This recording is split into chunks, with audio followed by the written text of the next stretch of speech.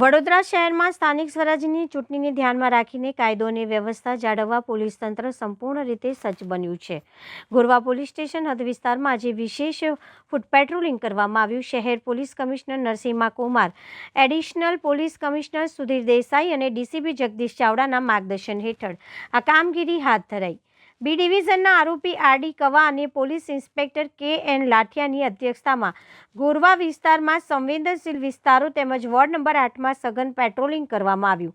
આ પેટ્રોલિંગમાં આરએએફ, સ્થાનિક police staff અને હોમગાર્ડના જવાનો જોડાયા હતા। સાથે જ રસ્તામાં આવતા મતદાન બૂથોની પણ ચકાસણી કરવામાં આવી। પોલીસ તંત્ર દ્વારા આ પ્રકારની કામગીરીથી મતદારોમાં વિશ્વાસ વધારવાનો અને શાંતિપૂર્ણ માહોલમાં ચૂંટણી પૂર્ણ થાય તે માટેના પ્રયત્નો હાથ ધરાયા છે।